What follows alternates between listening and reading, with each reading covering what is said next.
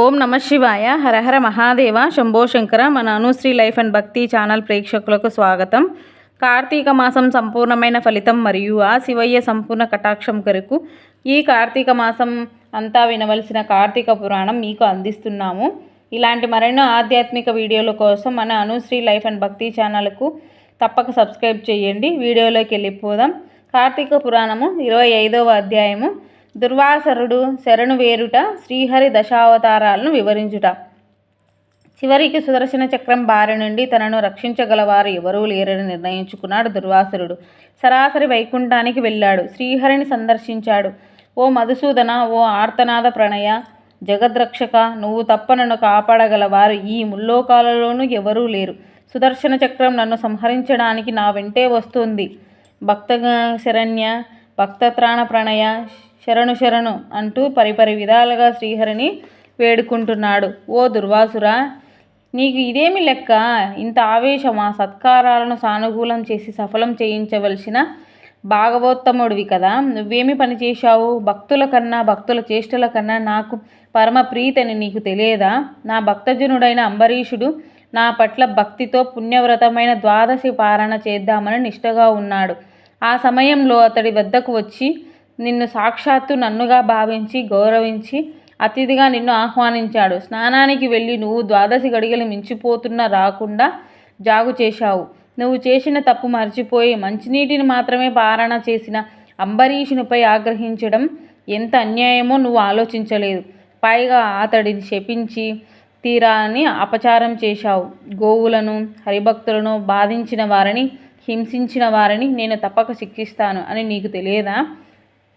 అయినా అంబరీషుని శపించావు. అతడు నీకు భయపడడం వల్లే, నన్నే ధ్యానిస్తుండడం వలనే నీ శాపవాక్కులు ఏవి అతనికి వినిపించలేదు. నువ్వు అతనికి ఇచ్చిన 10 జన్మల శాపం అతనికి తెలియనే తెలియదు. నన్ను శరణు కోరిన అతనికి నువ్వు ఇచ్చిన శాపాన్ని నేనే అనుభవించాలి అనే ఆలోచనతో అతని చేత అలాగే అనుభవిస్తాను అని అనిపించాను.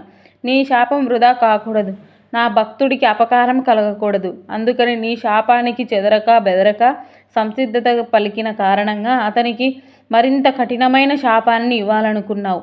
అందుకే నీ మీదకు సుదర్శన చక్రాన్ని ప్రయోగించాను. దానిని నివారించడానికి కానీ, దాని నుండి రక్షించడానికి కానీ అతడు ఒక్కడే సమర్థుడు. నువ్వు అంబరీషునికి ఇచ్చిన 10 జన్మలను లోకోపకారం కోసం నేనే ధరిస్తాను. మొట్టమొదటైన చేపరూపాన్ని ధరించి సోమకుడనే రాక్షసుని సంహరించి వేదాలను రక్షిస్తాను.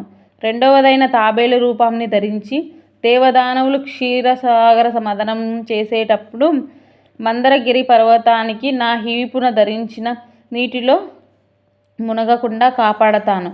మూడవదైన వరావతారం ఎత్తి హిరణ్యకశిపుణ్ణి వధించి అతడు చాపలా చుట్టి పోతున్న భూమిని రక్షిస్తాను.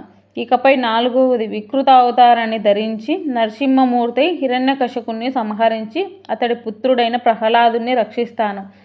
5వ జన్మ మరుగుజ్జు అవతారంతో వామనుడై బలిచక్రవర్తి యొక్క గర్వాన్ని అణిచివేస్తాను. 6వ జన్మ జాలిలేని బ్రాహ్మణుడిగా పరశురామ అవతారం ఎత్తి మదోన్మతమైన భూపతులను సంహరిస్తాను. 7వ జన్మ ఆత్మజ్ఞానం లేని క్షత్రియుడిగా రామావతారాన్ని ధరించి రావణ కుంభకర్ణులను హతమారుస్తాను. 8వ జన్మగా రాజ్యం లేని రాజుగా కృష్ణావతారం ఎత్తి కంసుని సంహరిస్తాను. 9వ జన్మగా శాషుండనై బుద్ధ అవతారం ఎత్తి షండమతాన్ని బోధించి అసింహ సిద్ధాంతాన్ని లోకానికి వ్యాప్తి చేస్తాను. ఆఖరిదైన 10వ అవతారం పాపులను మోహింపజేసి కల్కి అవతారం ఎత్తి దుష్టులను ధనుమాడి నుండి ధర్మాన్ని చక్కగా పరివర్తింపజేస్తాను. ద్వారస మునీంద్ర, రుద్రాంశ సంభూతుడైన నీ వెంట కోపంతో వచ్చిన శాపవాక్కులన్నీ వృధా కాకూడదని ధర్మ సంస్థాపన కోసం నేనే భూమిలో దశావతారాలను ఎత్తి లోక సంరక్షణ కోసం నా భక్తుని శాప ప్రభావం తగలకుండా ఉండడం కోసం వ్యవహరిస్తాను. పరమ భగవోత్తముడైన అంబరీషుని గుర్తించి ఆవేశాలను, దుడుకుతనాన్ని తెలుసుకొని అతడిని శరణు కోరమని శ్రీహరి దుర్వాసురుని హెచ్చరించి పంపించాడు.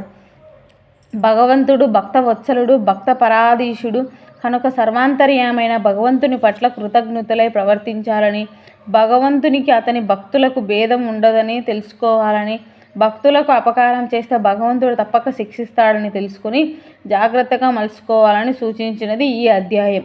ఇంకా తన కోపమే తన శత్రువు అన్నట్లుగా అంబరీషునిపై కోపగించుకున్నందుకు సుదర్శన చక్రంను కోపాగ్నికి గురి అయిన దుర్వాసుని వల్లనే తెలుసుకోవాలి. ఎంతటి మహర్షి అయినా కోపం సుదుర్జయం శత్రుం. బయట శత్రువులను ఎదుర్కోగలడు, కానీ తనలోని జయింపశక్యం గాని కోపాగ్నిని జయించగలిగే శక్తి సామర్థ్యాలను భగవతానుగ్రహం వలనే సంపాదించుకోవాలని గ్రహించాలి. 25వ రోజు పారాయణం సమాప్తము. 26వ రోజు పారాయణంతో మళ్ళీ కలుద్దాము. ఈ వీడియోకి మీరు ఒక లైక్ అయితే చేసి సపోర్టివ్గా ఇవ్వండి. మరికొన్ని ఆధ్యాత్మిక వీడియోలతో మళ్ళీ కలుద్దాం.